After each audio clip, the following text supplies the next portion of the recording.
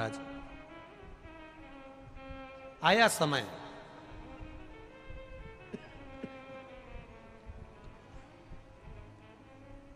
राजा सत्यरथ की ख्याति पूरी दुनिया में फैल गई, क्योंकि शंकर का भजन करता है, शिव की भक्ति करता है। विदर्भ का राजा है राजा सत्यरथ, शंकर की भक्ति में डूबा रहता है। अब लोगों को पूरी दुनिया में यह बात फैल गई कि बताओ, शंकर का भजन करता है, शंकर का भजन करता है, इतनी बड़ी राज सत्ता है, उसको कहीं जाता ना आता और संभाल लेता है। ये राजा सत्यारथ के पीछे पूरे नगर नगर के राजा पड़ गए। उन्होंने विचार कर लिया, इसकी संपदा बढ़ गई, इसकी सत्ता बढ़ गई, इसका वैभव बढ़ गया, कुछ भी करो इसकी सत्ता का धन अपने पास मिल जाए, ऐसा कुछ करा।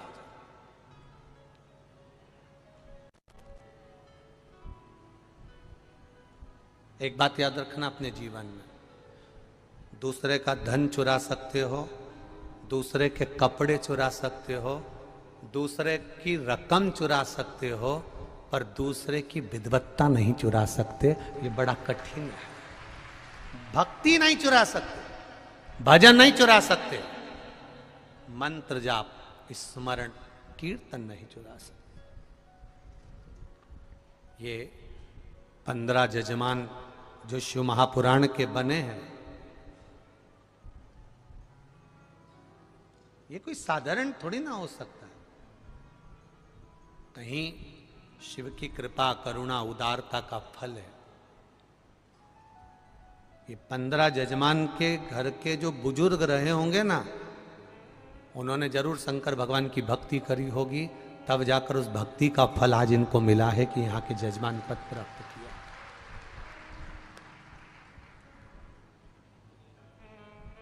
और एक बात कहना चाहूंगा, एक एक जजमान से पूछना, इनके लिए कहीं भोजन अलग से नहीं बन रहा, इनके लिए कोई चाय नहीं बन रही, इनके लिए कोई सामग्री अलग से नहीं आ रही।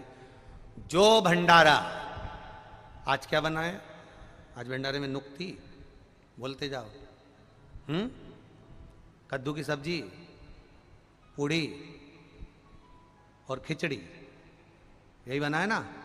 अरे बोलो तो जम के। हाँ, तो ये जो यहां बना है वही की वही, जो सब पा रहे हैं वही ये पा रहे हैं, कोई अलग से नहीं। और कोई के दूसरे जजमान होते तो कहते साहब हमारी व्यवस्था अलग करिए, हम हमारे लिए ये करिए, हमारे लिए वो करिए, पर सब शिव का रूप है, उनके साथ में विराजमान होने वाली सब पार्वती का रूप है। तो ये शिव तत्व समाया। आते कई लोग कि साहब ये व्यवस्था होना चाहिए, वो व्यवस्था होना चाहिए, कई लोग आते साहब ये व्यवस्था होना चाहिए थी, वो व्यवस्था होना चाहिए थी। व्यवस्था करने वाला देवाधिदेव महादेव है, अपन तो निमित्त मात्र हैं। जब उसने भेजा था संसार में तो भी तो उसी ने व्यवस्था करी थी कि तू इस घर में जाएगा, तेरे माता पिता ये बनेंगे, तेरे भाई बंधु ये बनेंगे। तो व्यवस्था तो वो करता है कि तुझे कहाँ जाना है, क्या पाना है और कैसे रहना है, उसके हाथ में। करने वाला कोई दूसरा नहीं है, केवल उसने करा। अब शिव महापुराण की कथा कर रही है, राजा सत्यारथ के ऊपर आक्रमण कर दिया, आक्रमण करा। जितना वैभव था, जितना धन था, जितनी दौलत थी, जितनी संपदा थी, जितनी सत्ता थी राजा सत्यारथ के यहाँ, सारी संपदा को आसपास के जितने राजा थे उन्होंने देखा ये लगा हुआ है, उन्होंने पूरी संपदा को छुड़ा लिया। संपदा को छुड़ाया, राजसत्ता को छुड़ाया, संपदा छुड़ा ली, और छुड़ाने के बाद ये विचार किया कि अब एक काम करते हैं, राजा सत्यारथ को मार देते हैं। उन्होंने पकड़ा, राजा सत्यारथ को मार दिया। सत्यारथ मर गया, सत्ता चली गई, वैभव चले गया। राजा सत्यारथ की धर्मपत्नी गर्भ से थी, गर्भ में संतान थी, गर्भित संतान।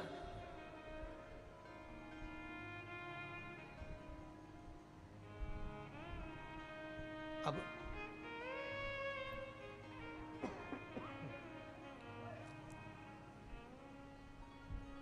गर्भ में संतान, किसी ने कहा आक्रमणकारियों ने आक्रमण कर दिया है और पूरी सत्ता तुम्हारी चली गई है। तुम्हारा पति मर गया।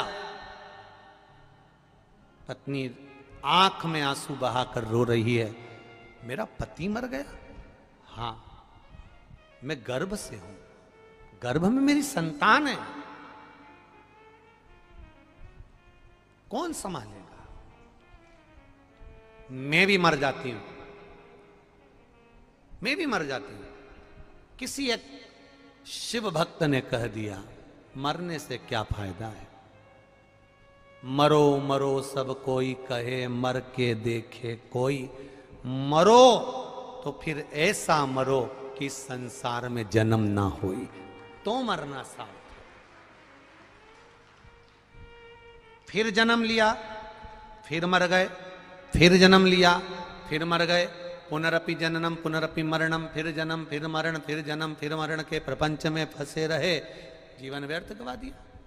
ये जन्म और मरण के प्रपंच में नहीं पड़ना हमको, इस जन्म मरण के प्रपंच से बाहर निकल। वो एक लाइन आप लोग गाते हो ना, एक कोई गाने की लाइन है, आप लोगों ने बहुत गुनगुनाते हैं लोग कि कुछ कर ऐसा कमाल की मैं तेरा। कितनी याद है तुमको? तुरंत बोल दिए कि मैं तेरा। बस यही लाइन का स्मरण करें कि बाबा हम उसके सहारे पर जी, उसके भरोसे पर, उसके बल पर संभालेगा वो। करा। पत्नी को किसी शिव भक्त ने कह दिया, रानी जी तुम्हारे गर्भ में बच्चा है, मना नहीं, तुम मरोगी, मर जाओ, पर वो बच्चे की जान क्यों देती है? वो बच्चे के प्राण क्यों जाने देती है? महाराज ऐसा कर्म ना करिए कि बच्चे के प्राण चले जाएं, ये श्रेष्ठता नहीं है। रानी ने सोच लिया, अब मैं बच्चे को जन्म दूंगी, बच्चे को लेकर भागी। भागते भागते एक नदी के तट पर पहुंच गई, और नदी के तट पर जैसे ही पहुंची, कुछ दूर नदी से आगे निकली और इसको तुरंत प्रसव का कष्ट होने लगा। प्रसव का कष्ट। एक बात जिंदगी में उतार कर रखिएगा। कई लोग कहते हैं साहब इनको गर्भ से है तो इनका जापा कौन कराएगा, डिलीवरी कौन कराएगा? तो कहा वो आ जाएंगे, वो आ जाएंगे, वो आ जाएंगे, तो इनका जापा करा लेंगे, इनकी डिलीवरी करा लेंगे। अब ईमानदारी से बोलो कि कोई कोई तो ऐसा भी रहता है कि जिसके यहाँ कोई जापा कराने वाला, कोई डिलीवरी कराने वाला नहीं होता, तो भी तो जापा होता है। कराने वाला कोई नहीं होता तो भी तो मेरा महादेव मां जगत जननी जगदम्बा किसी रूप में तो आती है। परमात्मा अपने रूप में कभी नहीं आएगा। मेरा देवाधिदेव महादेव अपना रूप रखकर कभी नहीं आएगा। मेरा शंकर कभी रूप बदल कर भी आता है, किसी स्वरूप में आ जाता है।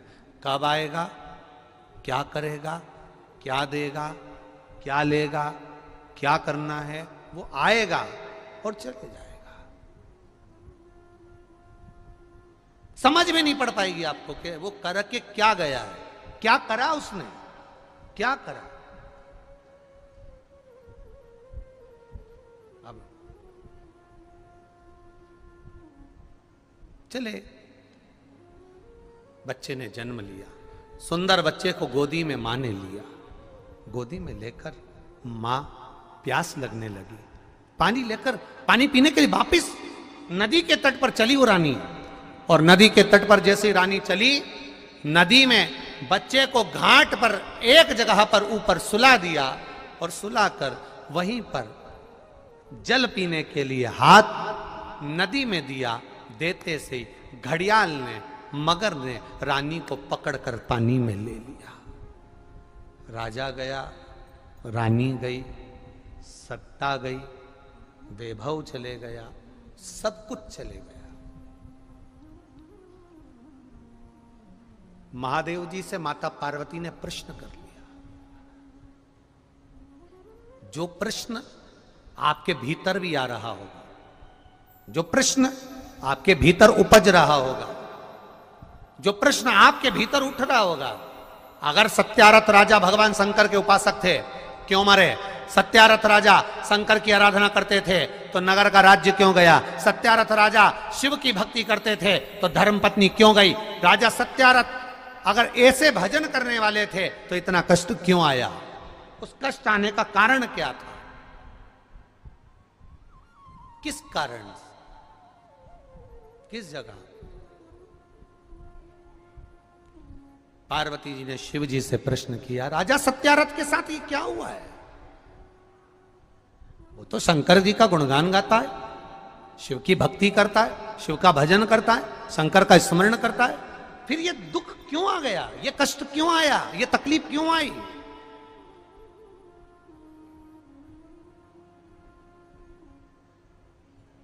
किस लिए? शंकर भगवान माता पार्वती को नंदी पर बिठाकर ले गए, नंदी पर बिठाकर भ्रमण के लिए ले गए। और भ्रमण के लिए ले जाकर शंकर भगवान ने देखा, भ्रमण कराते कराते पार्वती मैया को प्यास लगने लगी। जैसे ही प्यास लगी, शिव जी ने कहा, पार्वती क्या हुआ? पार्वती जी कहती, बहुत प्यास लग रही है, जीवन में ऐसी प्यास कभी लगी नहीं है, कभी नहीं लगी।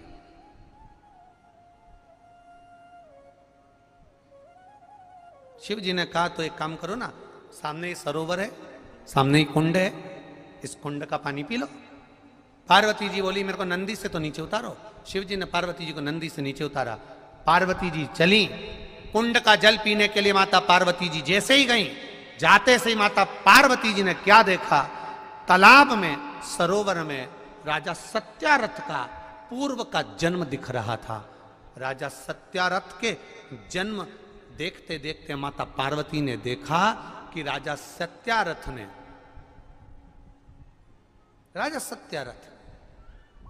दूसरे की वस्तु को छुड़ा लिया था, दूसरे की सामग्री को छुड़ा लिया था।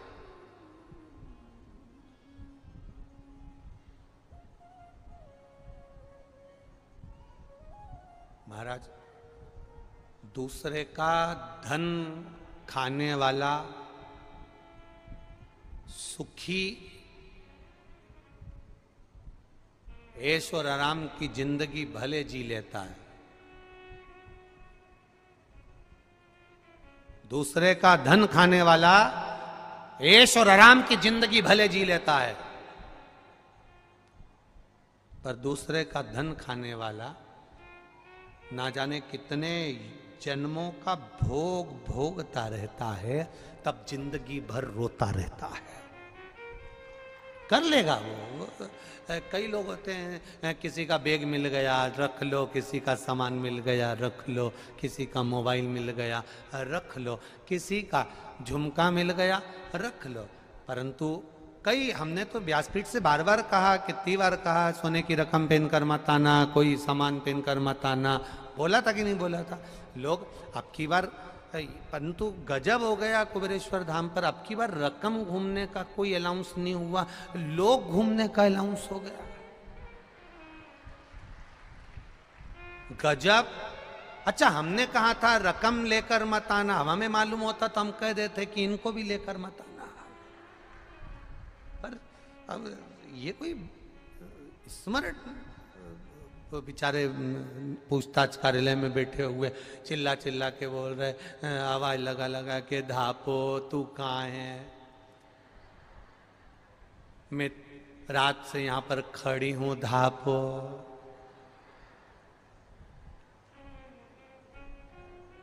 और इतने में मालूम पड़ा, धापो तो वो जहाँ पहले रुद्राक्ष बट रहे थे उस जगह पे पोया खा के फिर आके बोली, माइक में सुनाई दे रहा, मैं कब से ढूंढ रही थी तो कि मैं पोया खा रही थी।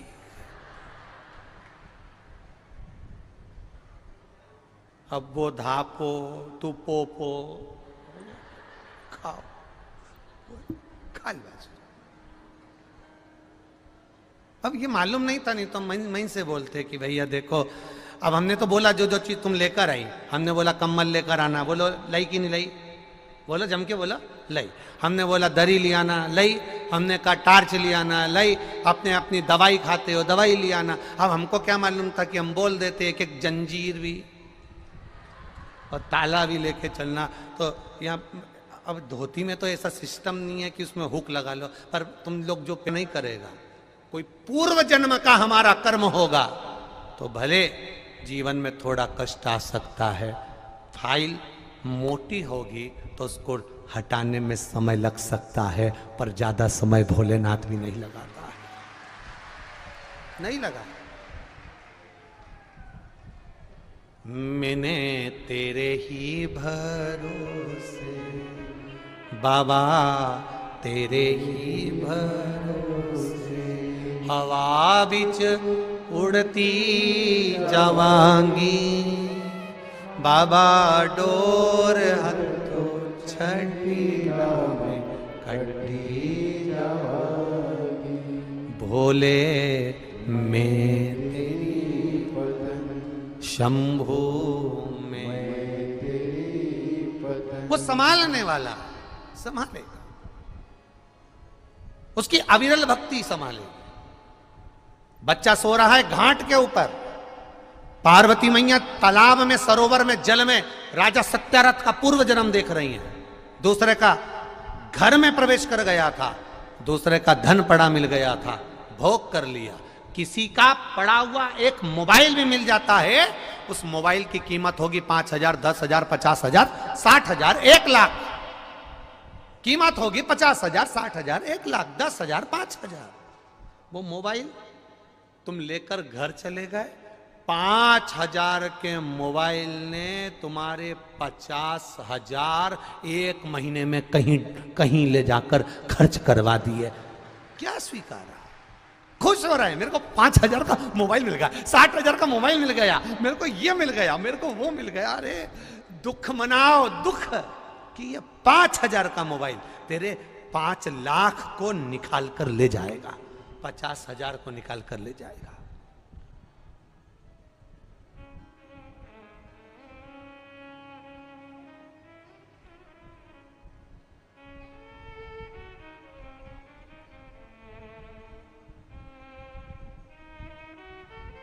करो सेवा भगवत भजन में, स्मरण में, भक्ति में, अविरल भक्ति में।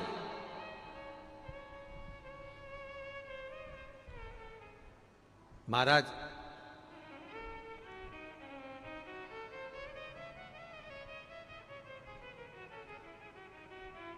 बच्चा ऊपर सो रहा है, रानी को घड़ियाल ने पकड़ लिया, नीचे ले गया।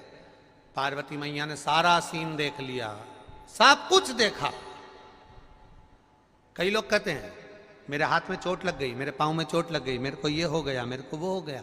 कई लोग कहते हैं ये ना तो गुटखा खाता है, ना मदिरा पीता है, ना कोई व्यसन में डूबा है, उसके बाद भी इसको ये बड़ी बीमारी कैसे हो गई, इतना बड़ा रोग कैसे हो गया,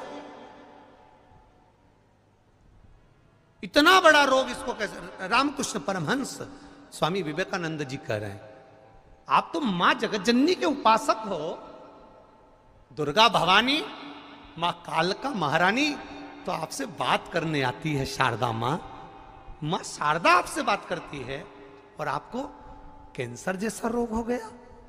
गुरुदेव, आप मां शारदा से क्यों नहीं कहते कि मेरा रोग समाप्त कर दो?